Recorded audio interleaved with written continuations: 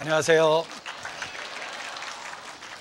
2015년 우리 대학부 수련회에 함께 참여하게 돼서 기쁘게 생각합니다. May God bless you. 복 받으세요.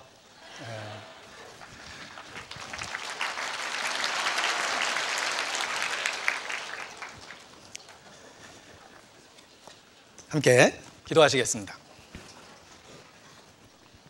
사랑과 은혜가 많으신 거룩하신 아버지 하나님, 소망 없었던 저희를 먼저 사랑해 주시고 예수 그리스도 안에서 구원해 주신 것 진심으로 감사를 드립니다. 또 오늘까지 우리를 양육하고 보호하여 주시는 것 더욱 감사를 드립니다. 청년의 때에 구원받은 우리 대학부 형제 자매님들 주님 붙잡아 주시고 이 마지막 때 주의 군사로 귀하게 사용해 주시기를 주님께 부탁을 드립니다. 어디에 있든지 또 무엇을 하든지 누구를 만나든지 그리스도의 증인으로 주의 용사로 살 수 있도록 주님 함께해 주시고 지혜와 능력으로 도와주시기를 주님께 기도합니다.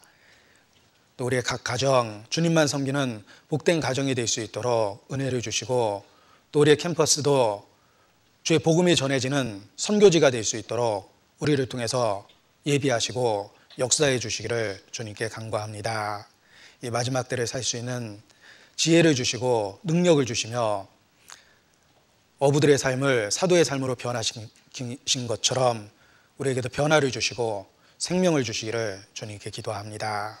우리의 연약함을 고백하고 때마다 일마다 새롭게 하시는 주의 능력과 은혜를 사모하고 기다립니다. 이 시간도 말씀을 대언하는 사람, 듣는 모든 사람의 마음과 생각을 성령의 감동과 감화하심으로 주관하시고 하나님의 영광만을 나타내 주시기를 주님께 기도합니다. 주께 의지합니다. 저희를 사랑하시고 구원해 주신 예수님 이름으로 기도합니다. 아멘. 민수기 14장 24절 말씀을 보시겠습니다. 민수기 14장 24절 219페이지입니다.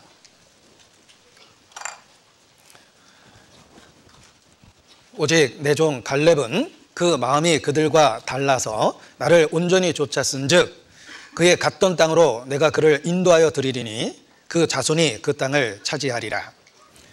다시 한번 다 같이 읽겠습니다. 오직 내 종 갈렙은 그 마음이 그들과 달라서 나를 온전히 좇았은즉 그의 갔던 땅으로 내가 그를 인도하여 드리리니 그 자손이 그 땅을 차지하리라. 상위 1% 많이 누릴 수 있는 것이 있다면 특별한 은혜를 받고 혜택을 받은 것임에 틀림이 없습니다. 예를 들면 아주 귀한 값비싼 명품은 처음부터 상위 1%만을 위해서 만든 물건이라고 이렇게 표현하기도 합니다. 지구상에 살았던 모든 사람이 100명이라면 이런 통계학적인 숫자를 통해서 우리가 얼마나 특별한 위치에 있는지를 깨닫게 해주는 그런 표현이 있습니다. 지구상에 살았던 모든 사람이 100명이라면 당신이 대학 교육을 받고 있다면 바로 그 1%에 속해 있다라고 이야기합니다. 그렇습니다. 대학 교육을 받고 있다는 것은 창세 이후 지구상에 왔다 간 모든 사람을 비교했을 때 틀림없이 상위 1% 안에 들어있는 것입니다. 많이 받은 자에게 많이 찾을 것이요 많이 맡은 자에게 많이 달라 할 것이라 예수께서 말씀하셨습니다.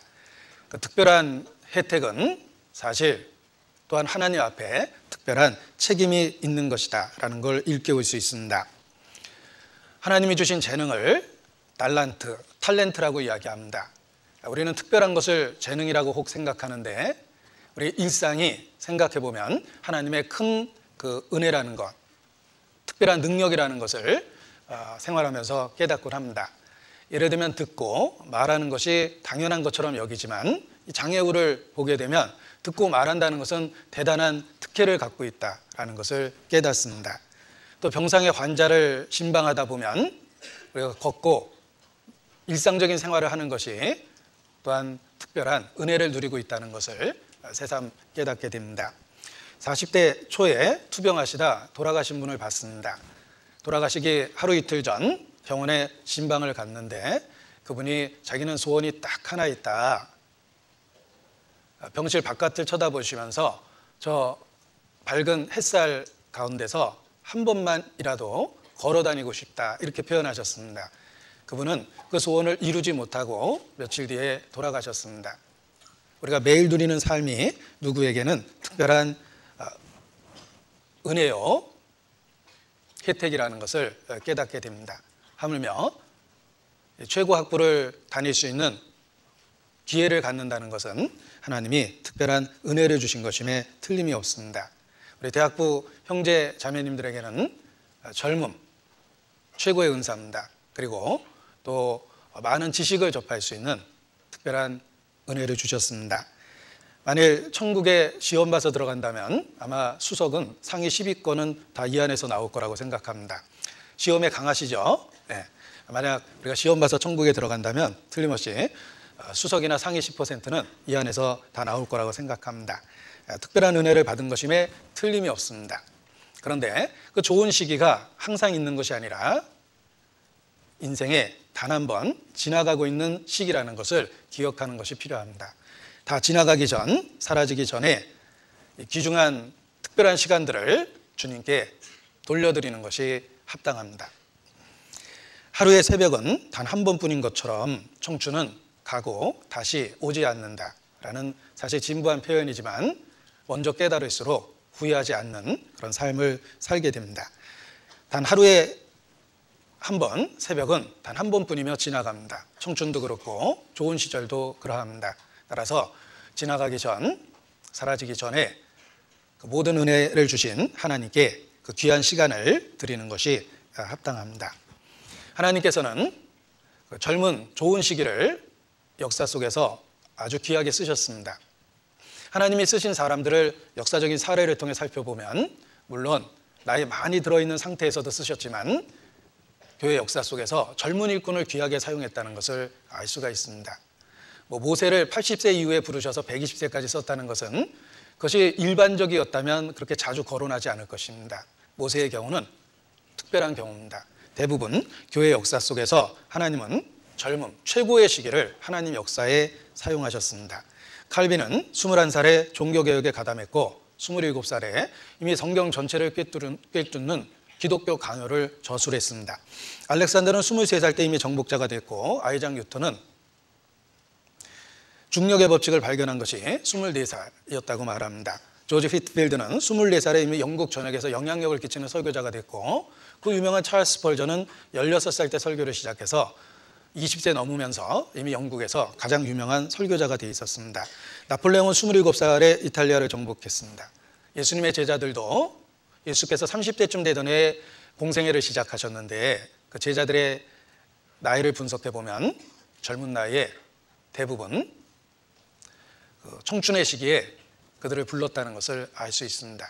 신약 성경을 14권이나 기록한 바울도 역시 청년, 사울이라고 표현했을 때부터 하나님이 부르셨습니다.